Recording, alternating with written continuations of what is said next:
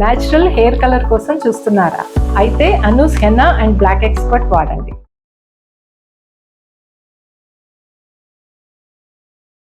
నమస్కారం అండి. నేను డాక్టర్ మోహన్ శ్రీనివాస్ మాట్లాడుతున్నానండి. నేను కార్డియాలజిస్ట్ని. 2026 సంవత్సరం మొదలైంది. సో మీ అందరికీ కూడా కొత్త సంవత్సర శుభాకాంక్షలు.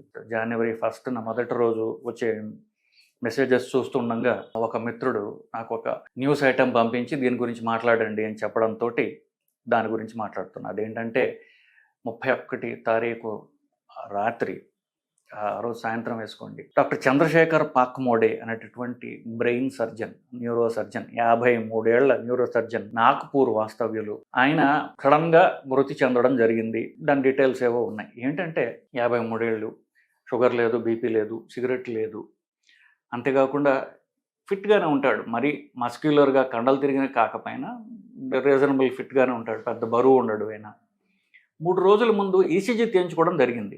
ఆ ఈసీజీ అంతా బాగుంది, ఏమీ ప్రాబ్లం లేదు అని చెప్పి ఆ ఈసీజీ తీసిన తర్వాత ఈయన ఫ్రెండ్ ఈయనకి చెప్పడం జరిగింది. అంతా బాగుంది అనుకున్నాడు. 3 రోజుల తర్వాత సడన్గా 31వ తారీఖు ఎర్లీ మార్నింగ్ పొద్దున 6 గంటలకి సడన్గా చనిపోయాడు. ఆయన మంచి మంచి లేవలేదు. ఆయన భార్య ఎనస్థెటిస్ట్, ఆవిడ కొడుకు కూడా డాక్టరే. వాళ్ళు సడన్గా చూడగా ఈయన ఆల్రెడీ ప్రాణం లేకుండా పడి ఉన్నారు. హాస్పిటల్కి తీసుకెళ్ళి 2 గంటల పాటు సిపిఆర్ చేశారు. ఆయనకి కాపాడలేకపోయారు. ఇది జరిగిన వాస్తవం. ఆయనకి షుగర్ ఉందా, బీపీ ఉందా, ఇట్లాంటి డీటెయిల్స్ మనకి తెలియకపోయినా మనకు తెలిసింది ఏమిటి, ప్రీవియస్గా ఫిట్గా ఉండే ఆయన, ఈసీజీ నార్మల్గా ఉండే ఆయన సడన్గా ఇలా 3 రోజుల తర్వాత చనిపోయాడు అనేటటువంటిది ఒక రకమైనటువంటి ఆశ్చర్యానికి గురి చేస్తోంది. ఈ విషయం గురించి నన్ను మాట్లాడమని చెప్పడం జరిగింది మా మిత్రుడు, ఈ వీడియో పంపించిన ఆయన. మనకి ఫ్యాక్ట్స్ అనలైజ్ చేస్తే మనకు తెలిసేది ఏమిటంటే, ఇది ఒక సడన్ కార్డియక్ డెత్ అంటాం, సడన్ డెత్ అంటాం. ఈ సడన్ డెత్లు రావడానికి కారణం ఏంటి, గుండె 70-80 సార్లు నిమిషానికి కొట్టుకునేది సడన్గా అది 200-220 సార్లు కొట్టుకోవటం మొదలవుతుంది. సడన్గా అంత గుండె వేగం పెరిగేసరికి గుండె ఫెయిల్ అవుతుంది. గుండె ఫెయిల్ అవుతుండటంతో గుండె ఆగిపోతుంది. అప్పుడు మెదడుకి రక్త ప్రసరణ ఆగిపోయి వాళ్ళు కళ్ళుతిరిగి పడిపోతారు. ఇమ్మీడియట్గా అది సిపిఆర్ చేసినా లేదా గుండెకి షాక్ ఇచ్చినంత మాత్రాన్నే అది మరి తిరిగి గుండె పనిచేయటం స్టార్ట్ చేస్తుంది. గుండెకి ఎలక్ట్రిక్ షాక్ ఇవ్వని పక్షంలో అది తిరిగి నార్మల్గా ఉండే అవకాశం లేదు, అది ఆగిపోతుంది. సో వీళ్ళలో 85% మంది ఈ కారణం చేతనే వాళ్ళకి ఈ ప్రాబ్లం వస్తుంది. దీంట్లో మళ్ళీ 85% మందికి హార్ట్ అటాక్ వల్ల గుండె వేగంగా కొట్టుకుని ఆగిపోతుంది. దాన్ని సడన్ డెత్ అంటాం. దీనికి కారణం హార్ట్ అటాక్ అయినప్పటికీ ఈ వేగంగా కొట్టుకోవడం, గుండె వేగంగా కొట్టుకోవడం ఏదైతే ఉందో దాన్ని కరెంట్ షాక్ ఇచ్చినంత మాత్రాన్నే అది నార్మల్ రిథంకి వస్తుంది. సో ఇది జరిగింది బేసికలీ. సో మరి 3 రోజుల క్రితం అంతా గుండె నార్మల్గా ఉంది కదండి, ఇప్పుడు హార్ట్ అటాక్ రావడం ఏమిటి? హార్ట్ అటాక్ వచ్చి మళ్ళీ సరే ఇది జరిగాయని మీరు అనుకోవచ్చు కాక, దీనికి మనం అనలైజ్ చేసినట్లయితే 3 రోజుల క్రితం ఆయన ఈసీజీ తీయించుకున్నాడు కదా, తీయించుకోవాల్సిన అవసరం ఎందుకు వచ్చింది ఆయనకి? మామూలుగా కాకుండా ఇంకా ఏదో కొంచెం నాకేదో తేడాగా ఉన్నది అని అనిపించి ఉండవచ్చు. అది ఛాతీల నొప్పి కాకపోవచ్చు. ఛాతీల నొప్పి అయితే హార్ట్ అటాక్ అని అనుకోమని వస్తుంది. న్యూరో సర్జన్ కదా, ఇంతకాలం మెడికల్ ఫీల్డ్లో ఉన్నాడు. సో ఒకటి, ఛాతీల నొప్పి కాకుండా గుండెకి సంబంధించిన హార్ట్ అటాక్ సిమ్టమ్స్ ఉంటాయి. అవేంటి? కొంచెం నడిస్తే ఆయనకి ఆయాసంలాగా ఉండవచ్చు, నడిస్తే తీవ్ర నిస్సత్వ వీక్నెస్ ఉండవచ్చు, నడుస్తుంటే కళ్ళు తిరుగుతూ ఏదో బ్యాలెన్స్ తప్పినట్టుగా అనిపించవచ్చు, నడిస్తే వాంతి వచ్చినట్టు ఉండవచ్చు. ఇట్లాంటివి హార్ట్ అటాక్ సిమ్టమ్స్ లాగా ట్రెడిషనల్గా అనుకునే ఛాతీలో మధ్యలో నొప్పి, ఎడం భుజం నొప్పి ఇట్లాంటివి కాకుండా ఇలాంటివి కూడా హార్ట్ అటాక్ యొక్క సంకేతాలు కావచ్చు. ఈయనకి అలా అనుమానం వచ్చి ప్రాబబ్లీ ఈసీజీ తీయించుకున్నారేమో. అది ముందు హార్ట్ అటాక్ కంటే ముందు చిన్న వార్నింగ్స్ ఇస్తుంది అది గుండె. ఆ వార్నింగ్లో భాగంగా పర్మనెంట్గా ఉండదు, అది 10 నిమిషాలు ఉంటుంది, తర్వాత తగ్గిపోతుంది. అప్పుడు ఈసీజీ తీయించుకుంటే తగ్గిపోయిన తర్వాత 1/2 గంట తర్వాత ఈసీజీ తీయించుకుంటే నార్మల్గా ఉంటుంది. ఆ 10 నిమిషాల్లో ఈసీజీ అబ్నార్మల్గా ఉండవచ్చు. హార్ట్ అటాక్ అంటే ఛాతీలో నొప్పి వచ్చి అది 1/2 గంట కంటే ఎక్కువగా నొప్పి కంటిన్యూ అవుతూ ఉంటుంది. నొప్పి వస్తుంది బట్ అది కంటిన్యూ అవుతుంటుంది. దానికంటే ముందు వార్నింగ్ హార్ట్ అటాక్స్లో అప్పుడు టిపికల్ నొప్పి వస్తుంది, నార్మల్ అయిపోతుంది. అప్పుడు ఆ 10 నిమిషాల్లో కనుక ఈసీజీ తీయించుకున్నట్లయితే డెఫినెట్గా అబ్నార్మల్ ఉంటుంది. 10 నిమిషాలు దాటిన తర్వాత నార్మల్గా ఉండొచ్చు. అలాగే జరిగి ఉండొచ్చు ఈ సిట్యువేషన్లో. ఇప్పుడు మరి ఆయనకి ఎప్పుడు ఈసీజీ తీశారో ఈసీజీ నార్మల్ అని అనుకున్నారు కదా, నార్మల్ అని అనుకుండా కాకుండా తర్వాత పరీక్షలు గుండె స్కాన్, ఈకో అంటాం, ట్రెడ్మిల్ టెస్ట్ అంటాం.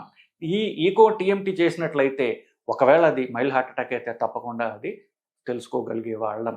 అప్పుడు దాన్ని సీరియస్ ప్రాబ్లం రాకుండా ప్రివెంట్ చేసుకోగలిగే వాళ్ళం. మనకు అనుమానం ఉన్నప్పుడు చిన్న ఈసీజీ తీసుకుని నార్మల్ అని వదిలేయకుండా, ఒకవేళ మనకి రిస్క్ ఫ్యాక్టర్స్ ఉన్నట్లయితే తర్వాత పరీక్షలు కూడా చేసుకోవడం అంతే ఇంపార్టెంట్.